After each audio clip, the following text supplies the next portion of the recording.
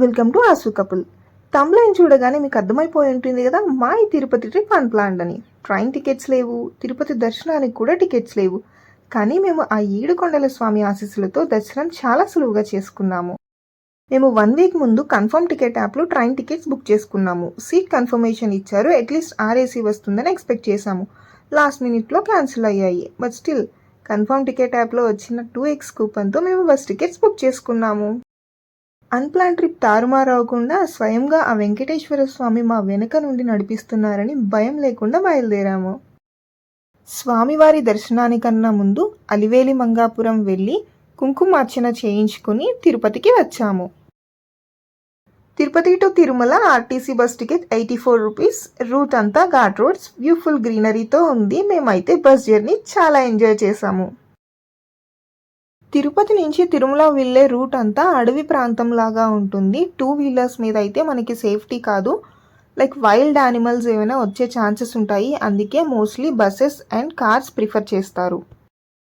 ఖాళీ నడకన మనం కొండ ఎక్కితే మాత్రం మెట్ల దారిలో మొత్తం ఫెన్సింగ్ ఉంటుంది. ఫైనలీ తిరుమల రీచ్ అయ్యేటప్పటికి ఈవినింగ్ 6 అయింది. అన్ప్లాన్ ట్రిప్ కాబట్టి రూమ్స్ కూడా బుక్ చేసుకోలేదు. బాలాజీ బస్ స్టాండ్ ఆపోజిట్లో మాధవ నిలయంలో లాకర్స్ తీసుకొని లగేజ్ పెట్టి దర్శనానికి స్టార్ట్ అయిపోయాము. టైం అరౌండ్ 7 అవుతుంది. మాధవ నిలయం నుండి దర్శనానికి బై వాక్ వెళ్తుండగా దారి మధ్యలో సాంబార్ అన్నం ప్రసాదంగా పెట్టారు. సాంబార్ రైస్ అయితే చాలా టేస్టీగా ఉంది. సాంబార్ రైస్ వేడి వేడిగా పొగలు వస్తూ ఉన్నాయి. అప్పటికప్పుడు ప్లేట్లో పెట్టేసి ఇస్తున్నారు. మనకి ఇక్కడ హ్యాండ్ వాష్ చేసుకోవడానికి సపరేట్గా ఉంది, ఇంకా డ్రింకింగ్ వాటర్ కూడా సపరేట్గా ఉంది. సాంబార్ రైస్ ఇంత టేస్టీగా ఉంటుందని అయితే నేను ఎక్స్పెక్ట్ చేయలేదు. మేము ఇలా ప్లేట్స్ తీసుకొని పక్కకు వచ్చి తింటున్నామో లేదో, మళ్ళీ నెక్స్ట్ బ్యాచ్ ప్రసాదం వ్యాన్ అయితే వచ్చేసింది. లోడ్ అయితే కిందకి దింపుతున్నారు. ఇక్కడ కనిపించే స్వామివారి ఫోటో దగ్గర ఒక సర్కిల్ ఉంటుంది. ఈ సర్కిల్ దగ్గరికి రథవాహనాలు వస్తాయి. కొండపైన తిరిగే ఫ్రీ బస్సెస్. స్వామివారి గుడి దగ్గర, అన్న సత్రాన్ దగ్గర, బస్ స్టాండ్ దగ్గర, వారాహి స్వామి గుడి దగ్గర హాల్స్ ఉంటాయి. తిరుపతి వెంకటేశ్వర స్వామిని దర్శించుకోవడానికి వీక్ డేస్లో వస్తే దర్శనం కొంచెం ఫాస్ట్గా అవుతుంది. ఫ్రైడే, సాటర్డే, సండే అయితే ఖచ్చితంగా రష్ ఉంటుంది. దర్శనానికి మ్యాక్సిమం 24 hours పట్టే ఛాన్సెస్ కూడా ఉన్నాయి. ఒకవేళ పిల్లలతో వెళ్ళాలి ఎవరైనా అనుకుంటే మాత్రం ఖచ్చితంగా వీకెండ్స్లో వెళ్ళకండి. నా సజెషన్ ఏంటంటే వీక్ డేస్లో వెళ్తే మీరు కొంచెం ఫ్రీగా పిల్లలతో దర్శనం బాగా చేసుకొని రావచ్చు. ఇక్కడ నుండి కొంచెం ముందుకు వెళ్తే వెంకటేశ్వర స్వామి టెంపుల్ మెయిన్ గోపురం ఉంటుంది. స్వామివారికి చాలా దగ్గరగా ఉన్నట్లు అనిపిస్తుంది, కానీ ఆయన దర్శనం చేసుకోవాలంటే మినిమం వెయిట్ చేయాలి. ఈ మెయిన్ గోపురం పక్కనే కోనేరు ఉంటుంది. కోనేరుకి లెఫ్ట్ సైడ్ వారాహ స్వామి టెంపుల్ ఉంటుంది. మేము చాగంటి గారు చెప్పినట్లుగా వెంకటేశ్వర స్వామి దర్శనానికన్నా ముందు వారాహి స్వామిని దర్శించుకున్నాము. క్రౌడ్ కొంచెం ఎక్కువ ఉండడం వల్ల వారాహి స్వామిని దర్శించుకోవడానికి మాకైతే 1 hour టైం పట్టింది. వారాహి స్వామి దర్శనం టైమింగ్స్ మార్నింగ్ 5 to నైట్ 9, కానీ ఓన్లీ ఫ్రైడేస్ మాత్రం మార్నింగ్ 6:30 నుంచి నైట్ 9 వరకు ఉంటుంది. టెంపుల్లో ఫోటోగ్రఫీ అలా ఉండదు కదా, అందుకనే గర్భగుడి బయట ఉన్న వారాహి స్వామి వారి ఫోటోని రిఫరెన్స్ కోసం క్యాప్చర్ చేశాను. ఇక్కడ దర్శనం అయిపోయిన తర్వాత శ్రీ వెంకటేశ్వర స్వామి సర్వదర్శనం కోసం మాడవీధుల గుండా నడుచుకుంటూ వెళ్తున్నాము. ఈ కనిపించే వీధులలోనే స్వామివారి ఉత్సవ విగ్రహాలను ఊరేగిస్తారు. అందుకనే ఇక్కడ ఎవరు పాదరక్షకులతో నడవరాదు.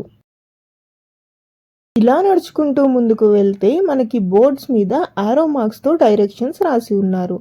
Way to museum and way to సర్వదర్శనం అని చెప్పి. ఇక్కడ స్టెప్స్ కనిపిస్తున్నాయి కదా, స్వామివారిని ఉత్సవ విగ్రహాల్లో ఈ వీధుల గుండా ఊరేగించినప్పుడు ఈ స్టెప్స్ మీద భక్తులందరూ కూర్చుంటారు. మనకు ఒక పెద్ద గేట్ కనిపించింది కదా, దానికి W4 అని నంబరింగ్ ఇచ్చారు. ఈ గేట్లో నుంచి లోపలికి నడిచి వెళ్తే ఎలిఫెంట్స్ ఉండే ప్లేస్కి వెళ్తాము. మీరు కూడా ఎలిఫెంట్స్ని చూడాలనుకుంటున్నారా? అంతకన్నా ముందు తిరుపతి నైట్ వ్యూ చూసారా ఎంత కలగా ఉందో. తిరుపతి నైట్ టైం చాలా బాగుంది. అందులోనూ మేము వెళ్ళిన రోజు వర్షం పడింది కాబట్టి క్లైమేట్ కూడా చాలా కూల్గా ఉంది. శ్రీవారి సన్నిధిలో ఏనుగులు. 2 ఏనుగులకి 3 నామాలు పెట్టి చక్కగా అలంకరించారు. ఎవరైనా పొరపాటున ఇక్కడ దాకా చెప్పులు వేసుకుని ఉంటే ఫైనల్ షూ స్టాండ్ అయితే ఉంది, అది కూడా ఫ్రీ ఆఫ్ కాస్ట్.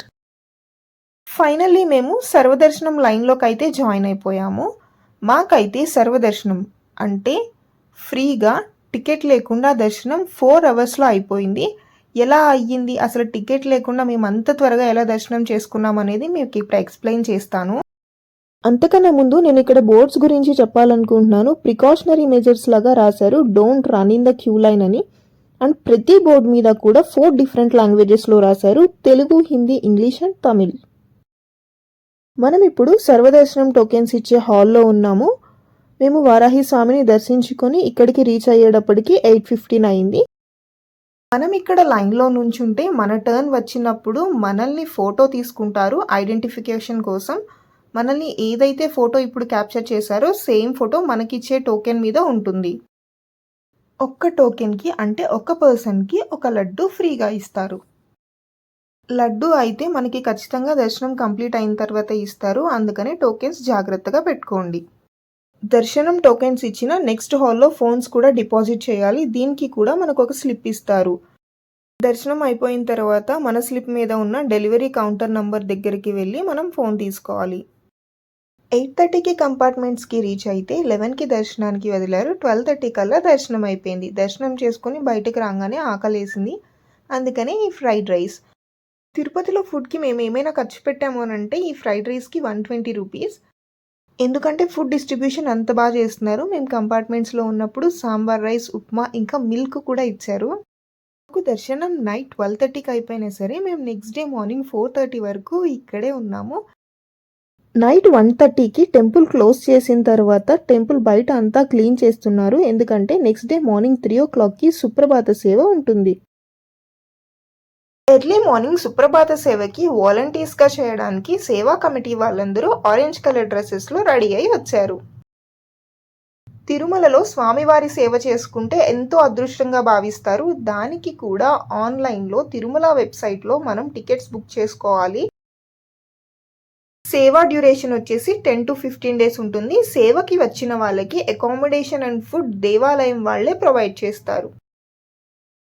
ఒక్కొక్క టోకెన్కి ఒక్కొక్క లడ్డు ప్రసాదంగా ఇస్తారని చెప్పాను కదా. మనకి లడ్డు కౌంటర్ ఎక్కడ ఉంటుందంటే టెంపుల్ బ్యాక్ సైడ్ ఉంటుంది. ఎనీ టైం అవైలబుల్ అని చెప్పి రాశారు, బట్ టెంపుల్ 1:30కి క్లోజ్ చేయడం వల్ల లడ్డు కౌంటర్ కూడా ముందుగానే క్లోజ్ చేశారు. మళ్ళీ 3 o'clockకి రీఓపెన్ చేసిన తర్వాత మేము లడ్డూస్ తీసుకున్నాము.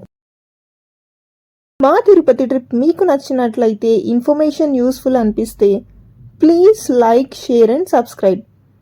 Thank you for watching the video.